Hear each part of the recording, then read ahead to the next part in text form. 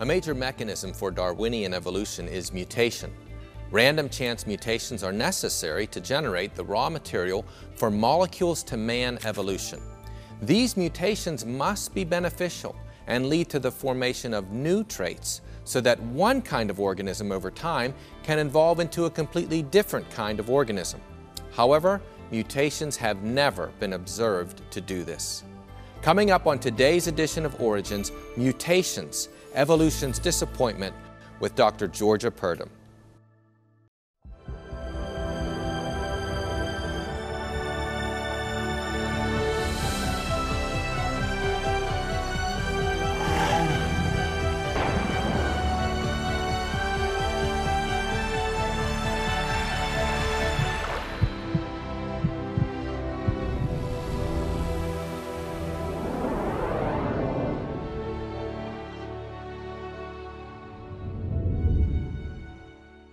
Hello and welcome to Origins. I'm Ray Heiple.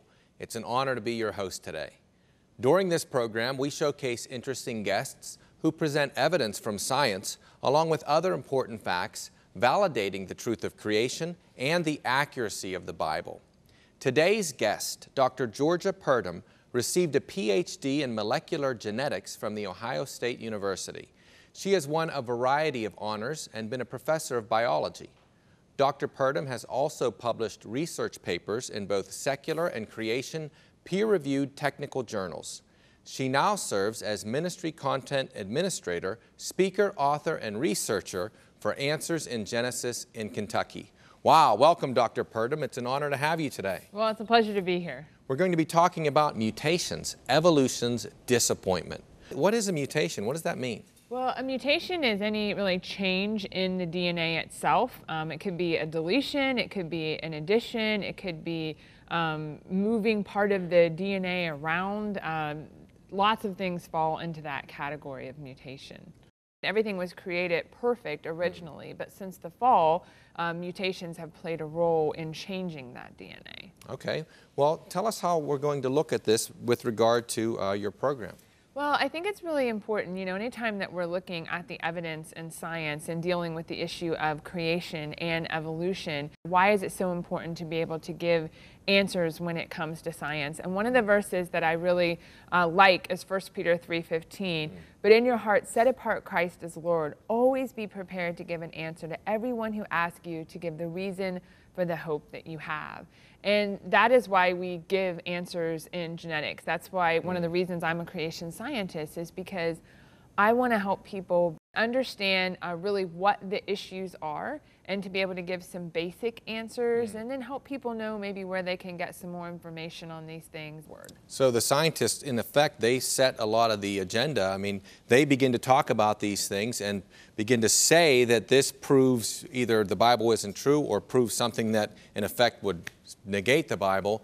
And then it's our responsibility, really, as Christians, right, to give an answer, to say, wait a minute, we can talk about this subject too, but we can show where either you're making an error or you're making an interpretation that's not really in line with what the evidence or what the facts say. Right, and interpretation is really the key, because that's what we need to understand, is that when we look at science, when we look at DNA, we kind of call that observational science because it's something in the here and now. We can physically study the DNA, but how we look at that DNA as it relates to the past and what has happened in the past to get to where we are today, it really depends on our starting point or our worldview.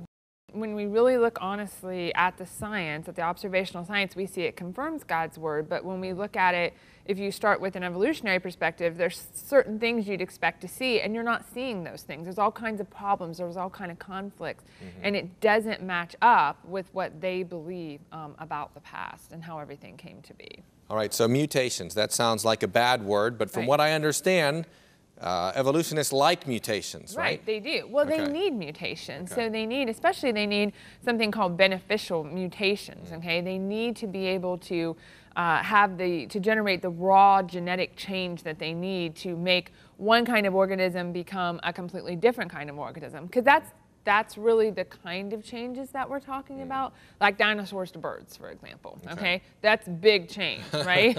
Yes. To be able to do that. But the thing is, really, beneficial mutations do not exist. Okay. Now let me explain what I mean by that. There are beneficial outcomes of mutations, but it's only in specific environments that they exist. So it might be beneficial over here, but it's not beneficial over here in a completely different environment. Okay, okay. So it really depends on context, is what I always say. It's context dependent. And mutations really can't do what evolution needs. They can only alter what's already there. Okay, so it can't create something brand new. Right, it can't do that. And if you think about, I always use the dinosaur to bird example because it's commonly, purported to be true. Think about it. If you're going to go from a dinosaur to a bird, you're going to have feathers, right? I mean, that's a big thing. You're going to have to develop the ability to fly. And so that requires new genetic information. That's not in the dinosaur DNA. You have to have a way to add it. You can't just tweak what's already there, so to speak. And that's just something that's never been observed. All right. So that's the scientific method again, right? Observing, drawing conclusions. And in a sense, I guess you could say that beneficial mutations then is not observable science. Would that be correct? Right. And like I say, it's not that they don't occur, but it's just not doing what evolution needs them to do. Evolution needs them to do new things, and they're not doing anything new. They're just altering what's already there. And you said that that could be beneficial in a limited context, but not over creating something brand new. That's the point. Okay. So I want to be able to give you some examples of that, and I'm going to go up here to do that. Great. And one of the favorite examples of evolutionists is antibiotic resistance in bacteria. And so normally when you have an infection and you take an antibiotic, the idea is that the antibiotic will interact with a protein that the bacteria produce, and as a result, the bacteria die. At least that's what you want to happen, right? Okay. All right. That's a good thing. But sometimes bacteria get mutated. And then when you take the antibiotic, it can't interact with this protein over here because the protein has changed. It's no longer normal. It's mutant, okay? And so when you take the antibiotic, they don't die. They're resistant to it. Now, is that good for the bacteria in that environment in you? Sure, they survive. Yes. But it's not good for you, obviously. No. It's just good for them. But why do they survive? Not because they've gotten better, because they've actually lost something. Oh, that's interesting. This is mutant. Okay. So the mutant bacteria that survives, it survives the antibiotic, is actually not a better bacteria. That sounds like what you're saying. This usually doesn't work as well. Whatever it normally does, maybe this protein builds the cell wall, maybe it breaks down nutrients, whatever it might be, but it can't do that really as well anymore, or maybe can't even do it at all. So it's hard. It's going to be, they're surviving maybe when there's lots of antibiotics, lots of other stuff's dying off, but overall they're just not really fit. So in a normal bacteria world, this kind of bacteria that survives the antibiotic is weaker. It's not as lively, or maybe we could say defective, and that's why it survives, because it's defective. And let me show you a really good example of that with ulcers. So ulcers are caused by this bacteria called Helicobacter pylori. So when you take an antibiotic, it is absorbed through the cell wall, so it goes into the cell wall of the bacteria, and that's a good thing, you want that. And then what the bacteria do is they produce an enzyme. An enzyme is a protein. So I talked about before, that's what the antibiotic interacts with. It interacts with a protein that the bacteria are producing. And it needs to do that, the bacteria needs to do that to survive, right? It needs these proteins. It's a protein that they produce to do things like break down nutrients or build a cell wall, or whatever it is that they need. So the treatment then is going after something the bacteria has to do, right? As we're applying this antibiotic, we know the bacteria needs this protein. And so, science is really doing a great thing here and finding a way to kill the bacteria. And that's what antibiotics, that's what makes them so great, because they're specific against bacteria. They're not interacting with our proteins, and causing harm to us. We just want it to cause harm to the bacteria. Gotcha. So what happens in this case is that the antibiotic basically interacts with protein that they normally produce, and it produces a poison. Okay? So that's a bad thing, obviously, for the bacteria. It's going to create this poison between the antibiotic and the protein interacting together, create a poison, and obviously that poison kills the bacteria. That's what we want. We want to see that guy dead. We want the ulcer to go away. It's good for us, right? Bad for them. Okay. So that's the key there. Now, because antibiotics have been overused and abused, especially in third world countries. We don't see this quite as much here in the United States, but because of that, we've got a lot of mutant H. pylori floating around out there, okay, and in people. And these bacteria have mutations that basically don't allow the antibiotic to work the way we want it to work. So when you take an antibiotic, even if you have a mutant, bacteria, the antibiotic still gets to go in, but guess what? They've got a mutation in their DNA that doesn't allow them to produce the protein at all. They're not producing it at all. So they've stopped doing that. So what's going to happen? Well, if there's no protein to interact with the antibiotic, there's no poison created, right? Like we saw before, and so they don't die. Right? Because they can't produce the poison, so there's not going to be any death. So in effect, the antibiotic doesn't really hurt this kind of bacteria because of its inability to do something that it would normally need for its own health. Right, exactly. So so what is the mutation doing?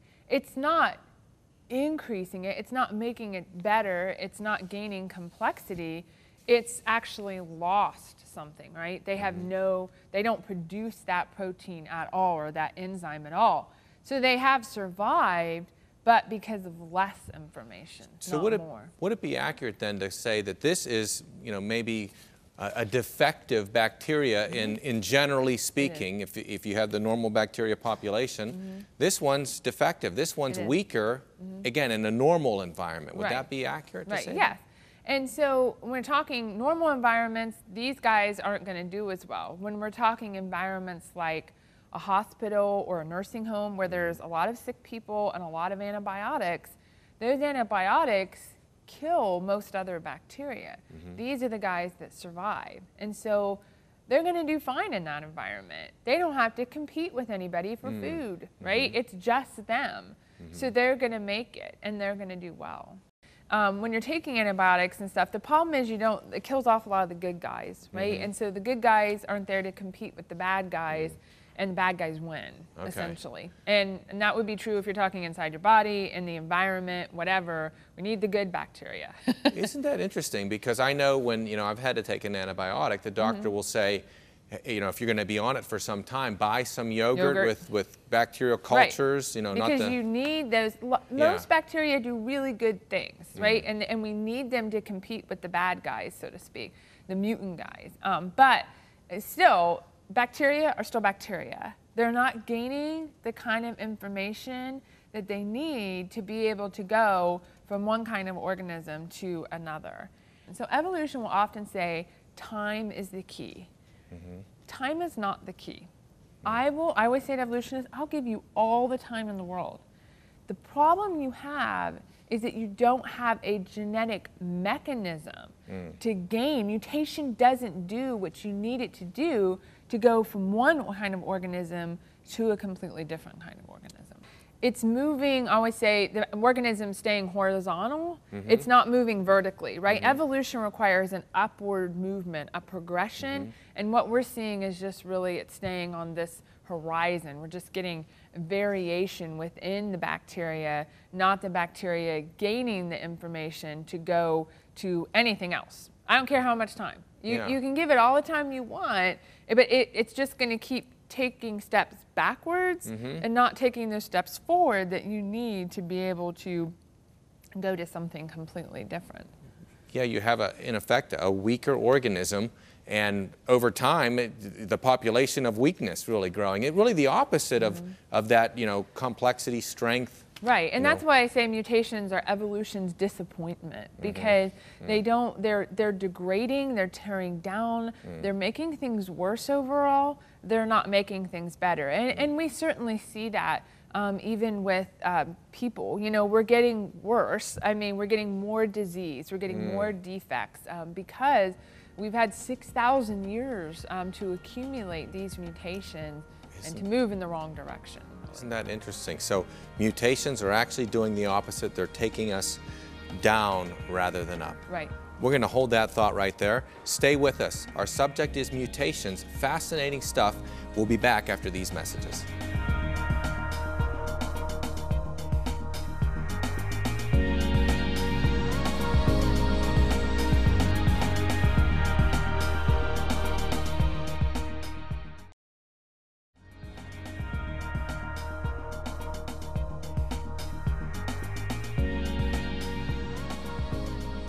Welcome back to Origins.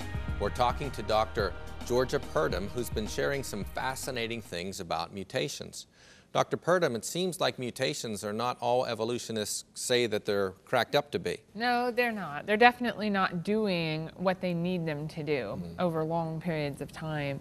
And I know before the break we were talking about antibiotic resistant bacteria, and I wanted to give some more information on that because a creation scientist by the name of Dr. Kevin Anderson with the Creation Research Society has actually done some research looking at different antibiotics and then how do the bacteria become resistant to those antibiotics. Is there ever an example, I showed just one, right, with Helicobacter pylori.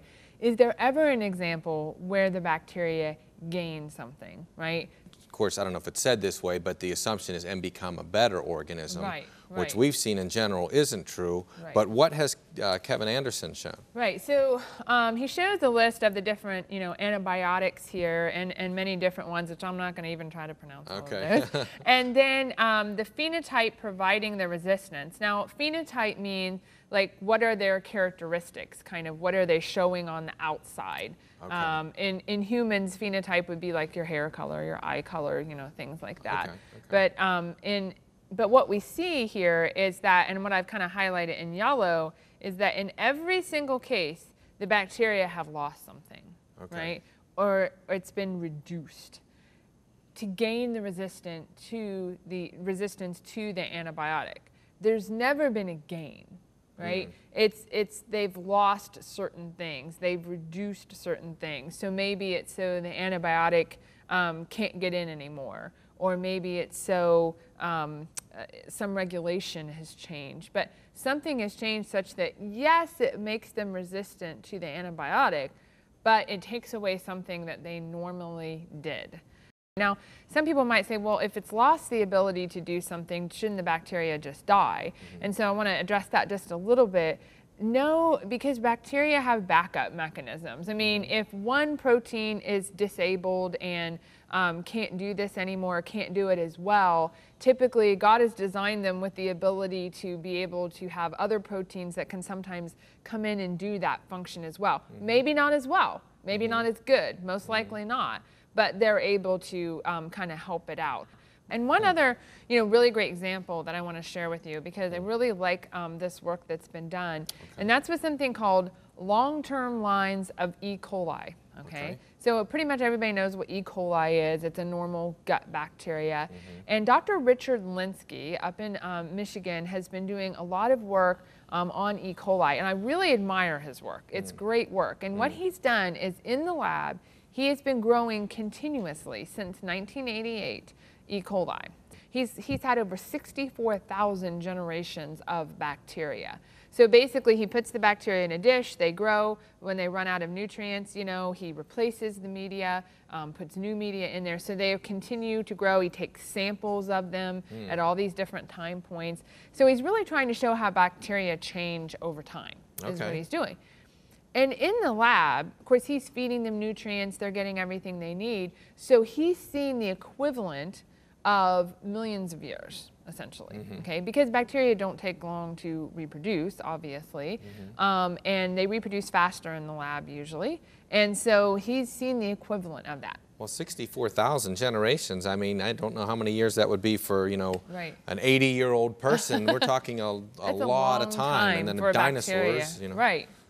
So are the bacteria anything different, right, after 64,000 generations? So that's what we want to really address and look at. And the evolutionists love his work. And I want to share with you just a quote from one of them, Jerry Coyne, who said, Linsky's experiment is also yet another poke in the eye for anti-evolutionists. So that would be me. That would be a creationist. He thinks it's poking me in the eye. The thing I like most is it says you can get these complex traits evolving by a combination of unlikely events. That's just what creationists say can't happen. So what's he saying? He's saying Linsky's work shows that these bacteria are gaining things. They're gaining complexity. They're changing. They're moving in a certain direction. Right. So is that really what happened? And that's bad, he says, for creationists, because they say that can't happen. So the question is, does that really happen? We can look at that. We can look at Linsky's papers, and we can look at his bacteria. We can look at what he's found and say, is it indeed what has happened with these bacteria? Yeah, so this is a statement that's making an interpretation. And again, we need to really be careful with that because, you know, if we watch the news or anything else, you can sort of spin anything to make it sound. Let's look at the science to see if that's what they've really found. So I would agree that the bacteria 64,000 generations out is more fit than the bacteria they started with. Okay? I agree it's more fit. But in what sense is it more fit? And really, it's more fit to live in the lab due to the loss or reduction of things. Again, no gain, right? Isn't that interesting? So all those generations in the lab, whatever would have been hurting some populations in the lab probably die off or whatever, and the other ones that don't have that are... Right. And see, in the lab, they're losing certain things that you honestly would expect them to lose. So for example, they lose the ability to break down certain sugars because they're never given those sugars. So they don't need that genetic information to do that. So it dies out. Yeah, they don't. So if you get a mutation, they can't break it down anymore. It doesn't matter, right? They don't need that. They've lost their ability to move. So E. coli have flagella and they move, and so they've lost the ability to do that. Well, they don't need to move, right? They just need to stay in the dish and they get everything they need. So for staying in a dish, they're more fit for standing still. But if they were in a place where they needed to move, they wouldn't be more fit. Yes, they've lost certain regulatory control. So what I say is they've gotten fat and lazy, right? They've gotten more fit to live in the lab. In the lab, that's but the key. overall, they're not more fit. Okay, and so that really is the problem for them. And so that's what we need to realize. This is a great experiment. These are great things that are going on, but it's not what the evolutionists say it is. It's not gaining complexity. It's not gaining new things. It's just altering what's already there, degrading things, losing things. If you take these bacteria 64,000 generations out and put them with normal E. coli, they're not going to make it. They're not going to make it for very long at all because they just have lost so many things that they can't live well in another environment. So in effect, he has produced, maybe without trying, but just because of the environment, you know, the petri dish or whatever that he has them in and the kind of food that he's feeding them and so forth, you know, they don't have to hunt or track down their food like I guess normal bacteria would. It's just spoon-fed to them and they're sitting there. In effect, he's created a whole population of mutant bacteria. You wouldn't see this kind of bacteria ordinarily. And if you did, if it would lived anywhere but a petri dish, it's not gonna survive. Yeah, it's not gonna do it. Isn't that something? So what we see in summary is that while there are some beneficial outcomes to mutations in certain environments, like we saw with the antibiotic resistant bacteria, it just is allowing limited variation within the population. The bacteria aren't becoming anything else. They're just staying bacteria. They're just different bacteria. So that can't be a mechanism for evolution because, like I say, evolution requires you've got to gain things. You've got to gain traits. You've got to gain genetic information to be able to move from one kind to another kind. And so what we really see, again, when we look at the observational science, because that's what we've been doing, right? These are things we study in the present. That's right. This is what is done in the lab every day. we see that it absolutely confirms and is consistent with God's word, that he created organisms, he created them to be able to adapt and change in a fallen world so that they can survive, but it certainly doesn't do what evolution needs it to do. So man's ideas about the past, that everything's evolved over time through mutation and these kind of changes, the science doesn't confirm that. There's no mechanism to do what they need it to do. So 30 years of studying bacteria, trying to just get something new, and they still haven't been able to do it. The equivalent of millions of years, and they've not still been able to move it to anything other than a bacteria. Well, Dr. Purdom, I want to thank you for being on the program. You know, evolutionists need a mechanism to get from a lower form of organism to a higher form of organism. They need something that is going to produce something new. And mutation, they say, does that. But as we saw today, the observable evidence shows the opposite. Mutation doesn't make anything new. In fact, it actually makes something that is really less and lower and less able to survive. It just goes to show that we know what the Bible says is true, and the proof, well, it's all around you. Thanks for joining us for this edition of Origins, and we'll see you next time. For a DVD of this series, you can order online or send a $12 donation to cover shipping and handling.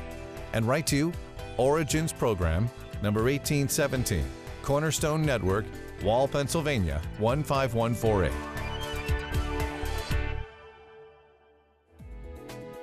This presentation was made possible by the faithful prayers and financial support of you, our Cornerstone family.